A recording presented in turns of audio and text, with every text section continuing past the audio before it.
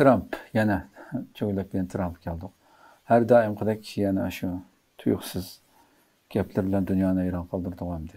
Texnik yil oldida bütün dünyanın bütün axborotlarda ko'rdik ham qanday chekinib chiqayotganligini Afg'onistondan. Bu qatim Angliya ziyoratida Angliya bosh vaziri bilan axborotga gap qilgan vaqtida biz Bag'ramni olamiz, shu qaytimiz, ba'misa nayti chataq ishlar bo'ldi. Yani berish kerak Bag'ramni, qaytimiz. Çünkü şu Bag'ramdan biz soldiqni biz ishlatamiz. Bir saat uzoqlikda Xitoy u yerda nurg'un qurollarni taraqqiy qildiryapti. Biz chuqur qaytishimiz kerak degan gapni qilib dunyoni hayron qoldirdi hamki. Siz bu fikrga qanday qaraysiz? Trampning bu deganlari amalga oshamdi. Taliban bo'lsa Hamda bu Trump Kanada'nı mı qitvalman degan, hamda gururlarga aralni biz ilvalımız, sitvalımızmı degan. Ve yani alaman deydi. Bu xil hareket xalqaro qonunlarga xilaf. Gerçi şu anda xalqaro qonun acizlab kishga salohiyatga pek ilgin bo'lamayotdi. Xo'sh. Hozir hamda Afganistan'ın bu aeroplan stasyonuna yoki aydrumunu ilişkininki sebebine bayağı sızma degandek Trump Xitoyni ishorat qilyapti. O devatgan bir saatdan keyin degan yer Sharq Turkiston. Xo'sh.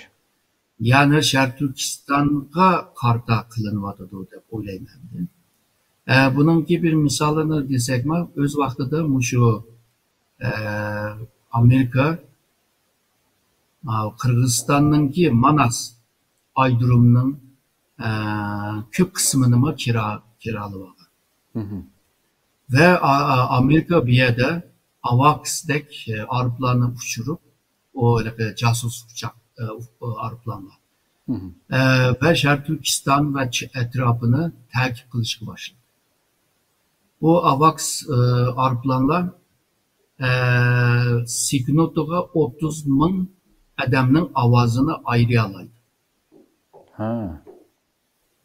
Yani bu uçup çıkandan keyin Şarkı Türkistan'da meyli kayada olsun, Koçu'da, Şıkan'da, Kinokan'da bir yerde. Avazını alalısa kim neredeligini bilerler. Mesela Erkin Ekrem'in avazını onun gerek minsiga ilvagan olsa, ben meyli kaç Koçu'larda bir yerde sözlep mangan olsam, o beni hemen tapalaydı. Şununla Xitay bunu bizge tehdit kıldı der. Şanghay Hamkarlık Teşkilatı'nın namıda Kırgızistan'a bir isim işletti. Bu bir yeni kiralagan için Kırgızistan'a ondan kirim buluvadı. Ahire şu Amerika'nı şu Manas aydrumdan oğlap çıkıverdi. Muşunun okşaş burun şu Afganistan'da Amerika'daki Afganistan yerleşken vakti ama Xitay şu Afganistan'daki Amerika koşullarına rahatsız oluvadı. O küçük kopkan aeroplanıma narazılığını bildiriyordu. Bu da şu aydrumga kilişinin başka bir sebebi. Burun şu Sovyetler şu Afganistan'da bisvaganda şu aydrumunu terakki kıldılar. Ki Amerika kili bu aydrumunu tihma kengaytip ve şu aeroplan yolu deyimiz bu pis. O yolların kengaytişi ve şundakla naiti uzun yani. Neçe kilometre. Yanımda diyen çağda Amerika'nın ki her xil aeroplanları konup uçalaydıgan bir aydrum. Şununla bu Amerika taşlap mangan vaxtıda bu aydrumda nurgun esvaplar, nurgun kireklik neslenme taşlap koygan. Hazır hem de bu Taliban hükümetiyle sözleşip kira iliş şeklinde bunu kısa kandak ki ama eşeğe biz kürüp aşına alımen dise bu öz vaxtıda Talibanla Afgan hükümetiyle Amerika koşullarına can açkandek aşına bir canlama buluş mümkün. Şununla bu Trump belki bir neslerini oylap degan bo'lsa kerak. Bu maqsad Sharq Turkiston, ya'ni nishon, maqsad va nishon Sharq Turkiston bo'lishi mumkin. Bu menimki taxminim, ya'ni to'g'ri bo'lmasligi mumkin. Xo'sh, xo'sh. Ama iliş uslubu bu xalqaro qoidalarga mos kelmagan bir ahvol bor.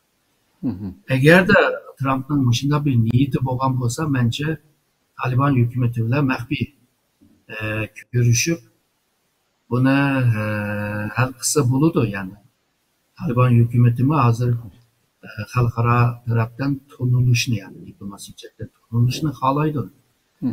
Bir devlet oluşunu, bir hakimiyet oluşunu xohlaydi ve dunyoga echilsa onun ticaret faaliyetleri, iqtisodiy hamkorlik faaliyetleri mümkün başlaydı. Ve bugünkü bu qiyinchilikdan qutulalaydı.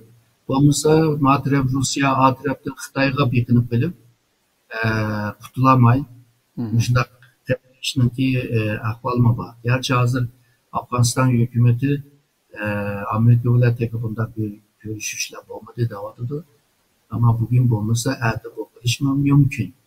Hazır bu Trump'ning bunday bir gapiga qarshi hammadan analiz qiladi, tahlil qiladi.